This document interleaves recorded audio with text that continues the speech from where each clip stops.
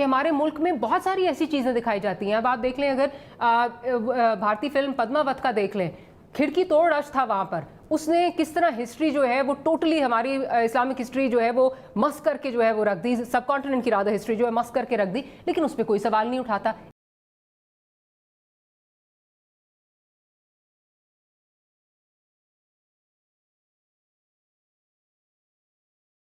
हमारे लोग जो है उनका आइडेंटिटी क्राइसिस है, क्या प्रॉब्लम क्या है सर? जो बात हम कर रहे थे, फ़खर भी बात कर रहे थे, हम भी बात ये कर रहे थे कि वो जो स्टैंडर्ड था ड्रामे का, जो हमें 80s में और अर्ली 90s में नज़र आता था, वो स्टैंडर्ड अब नहीं है। हमने क्या किया है, हमने जो देखा है कि अगर इंडिया में वो सर अगर if you allow me, India के ड्रामों को हमने कॉपी करने की एक टाइम पे बहुत कोशिश की, कंटेंट जो है जो इतना अच्छा था वो कहीं पीछे रह गया है और हम दूसरों की जो है वो उसमें एम्यूलेट करने में लग जाते हैं। जब स्टार प्लस आया था, स्टार प्लस को हमने एक तरह से हमें एक हार्ड टाइम दिया था स्टार प्लस ने। हमने उस ज़माने में, उस ख़ास ज़माने में कुछ ऐसे ड्रामे बनाए जो उससे मुमासलत रखते थे, लेकिन उनके ज़रिए हमने स्टार प्लस को धक्का दे के पीछे कर दिया। और हम टीवी या दूसरे चैनल्स भी, सिर्फ हम टीवी नहीं, अपने दूसरे कंटेंट लेके आए। और अब ड्रामे, जो अच्छा ड्रामा बनता है बड़ा मेयारी होता है, ऐसी बात नहीं है कि हमारा ड्रामा जितनी कीमत में बनता है, जितने पैसों में बनता है, उतने पैसों में उनका शायद 2 मिनट का कंटेंट भी नहीं बनता। इवन हिंदुस्तान से आप इसका मवाजना करें तो हिंदुस्तान के भी बजट हमसे 10 गुना 20 गुना ज़्यादा होते हैं। डॉक्टर साहब ये बताइए, जो मैं आइडेंटिटी क्राइसिस की बात कर रही थी, जिसमें हमने स्टार प्लस के ड्रामों की जो है वो बात की, हमारा भी जो है वो ड्रामों में उसी तरह जो है वो गेटअप होने शुरू हो गए, वही स्टोरी लाइन्स, उसी तरह कैमरा एंगल्स हमने सारे कॉपी करना शुरू कर दिए। और फिर थोड़ा सा, with all due respect to Saifi साहब, थोड़ा सा उनसे डिसएग्री ये करूंगी कि स्टार प्लस को मेरा ख्याल है हम शायद उस तरह नहीं हमने निकाला। स्टार प्लस पे जब वो बैन लग गया कि स्टार प्लस उस तरह एयर नहीं हो सकता था, तो we were left with no choice. क्या आप समझते हैं कि हमारे यहाँ पे आइडेंटिटी क्राइसिस बन जाता है, हम अपनी चीज़ को उस तरह वैल्यू नहीं करते और जो चीज़ अक्रॉस द बॉर्डर स्पेशली आती है वो हम समझते हैं कि बहुत ही कोई आला चीज़ है? एक्चुअली हिस्टोरिकली तो ये बात दुरुस्त है, और मैं आपको इस तरह के म्यूजिकल एग्जांपल्स दे सकता हूँ। जुनून का एक एल्बम आया, सयोनी, वो पाकिस्तान में रिलीज हुआ, पाकिस्तान में उसके वीडियो चले, स्पॉन्सर्ड, ये वो फलां चलते रहे। तो album never really sold initially. फिर वही एल्बम इंडिया में रिलीज हुआ और जुनून को आपने देखा, वो वहां पर चैनल वी अवार्ड्स पे थे और वो स्टेज पे गा रहे थे और बिल्कुल फ्रंट रो पे जो थी वो उनकी कोई बहुत बड़ी बॉलीवुड के एक्टर्स और एक्ट्रेसेस जो थी वो लिप सिंक कर रहे थे उनके साथ, उनके गाने को एंजॉय कर रहे थे। और अगले दिन से वो एल्बम पाकिस्तान में जबरदस्त तरीके से बिकना शुरू हो गया। दूसरा केस सिनेरियो मैं आपको बता देता हूँ, बहुत इससे भी पीछे ले जाता हूँ आपको। माजी में हसन जहांगीर का एल्बम आया, हवा हवा, पाकिस्तान में आया, ठीक है, सही चला। फिर वो हवा हवा के गाने सारे बॉलीवुड में चोरी हो गए। बॉलीवुड में जब वो फिल्म में चले उसके बाद तो वो गाने पाकिस्तान में, वो एल्बम बिग बिग, रुका नहीं। फिर आपको तीसरा एग्जांपल दे देता हूँ। एक और साहब थे जो कि थे पाकिस्तानी, बदकिस्मती से उन्होंने अपनी आइडेंटिटी तो बिल्कुल ही गवा दी चुके वो पड़ोसी मुल्क चले गए। उनका एक एल्बम आया बरसात के नाम से, उस पर उनकी तस्वीर थी उनकी और उनके साथ उनकी एरिया की। वो एल्बम साउंड मास्टर ने पाकिस्तान में रिलीज किया, उसके गाने चलते रहे, उसमें हदीका कियानी की आवाज भी थी, डुएट्स थे, ये थे वो थे। वो गाने उन्होंने बड़े साउंड मास्टर ने रिलीज किया, मैं उनको बहुत अच्छे तरीके से सारे एल्बम्स को, लेबल्स को जानता हूँ। वो एल्बम नहीं बिका, फ्लॉप हो गया। उसके बाद वही गाने वहां पर जो हदीका की आवाज को लता से रिप्लेस किया गया और फिर वहां से एयर किया गया।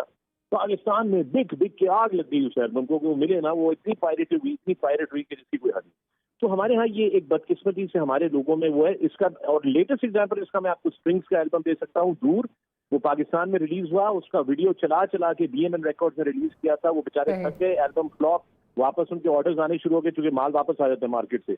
वही एल्बम जब इंडिया से लॉन्च हुआ और वो वहां पर स्ट्रिंग्स नजर आए इंडियन चैनल से, वो एल्बम पाकिस्तान में बिक बिक के कोई मतलब रुकने का नाम ना ले। तो दिस इज अनफॉर्चुनेटली, मैं आपको म्यूजिकल रेफरेंसेस अपने उससे देख रहा हूँ फर्स्ट हैंड, तो ये होता है हमारे। लेकिन कि वाई इज इट कि एक बहुत बड़ा सरकारी इदारा जिसका नाम पाकिस्तान टेलीविजन है, जिसके बड़े जो ऊपर के जो मैनेजमेंट के लोग हैं, उनकी 8-8, 10-10, 15-15 लाख रुपए महीने की तनख्वाहों के पैकेजेस हैं, वो कितना बड़ा डिजास्टर है कि वो 1 मिनट की भी ऐसी वर्थ वॉचिंग कंटेंट प्रोड्यूस नहीं कर पा रहा और उसको एक फॉरेन कंटेंट के ऊपर जो है इतनी ज्यादा उसको रिकग्निशन मिल रही है, या एक प्राइवेट चैनल के बने हुए ड्रामे से उसको इतनी ज्यादा रिकग्निशन मिल रही है, यानी कि उनकी अपनी आउटपुट जीरो है। अब आपके पास जुनेद भी यहाँ पर मौजूद है। जुनेद जो है is one of the most successful YouTubers.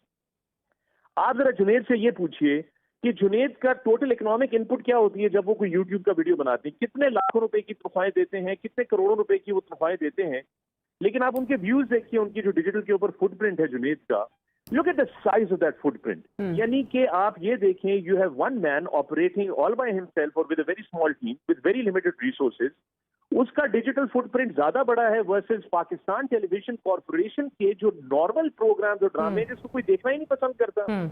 इसी तरह बॉलीवुड भी हम देखते फिर हैं, लेकिन हम एक हद तक उसकी एंटरटेनमेंट वैल्यू से एक्सट्रैक्ट करते हैं और फिर अपनी जिंदगी में आगे निकल जाते हैं। लेकिन कुछ लोग जाहिर है इसको इस्लाम का छठा सतून भी कह रहे हैं, छठा अरकान भी कह रहे हैं, और चूंकि हमारे लोग जो हैं वो बेचारे जो हैं फिक्शन में और रियलिटी में, और व्हेन आई से fiction I mean dramatisation, fiction तो खैर नहीं, वो रियल स्टोरी है, उसमें फर्क नहीं कर पाते। जिस तरह आपने देखा कि वो हलीमा के इंस्टाग्राम पे पहुंच गए कि जी आपने वो कपड़े तो नहीं पहने हुए जो आप ड्रामे में पहनती थी, तो मतलब ये सतही मेयार है हमारे अवाम का। तो वो तो जाहिर फिर ये सोचने में बैठ जाएंगे कि जी अभी वो वहां से घोड़े चल के आएंगे और वो आके हमारा कश्मीर भी फतह करके देंगे और हमारा अफगानिस्तान में भी थोड़ा सा असर रसूख करेंगे। तो ये थोड़ा सा जो है ना कंफ्यूजिंग हो जाता है। मगर जब ये देखेंगे कि यार हम देखें डिफेंस में लोगों के एक्स्ट्रा बंगले लोगों ने बाकायदा रखे इसलिए कि वो 40,000 पर डे पे मिलते हैं, आपने जितना शूट करने करें। हमारा हर ड्रामा ड्राइंग रूम से शुरू होता है, बेडरूम में खत्म हो जाता है, औरत के गाल पे थप्पड़ से शुरू होता है, मर्द की दूसरी शादी पे खत्म हो जाता है।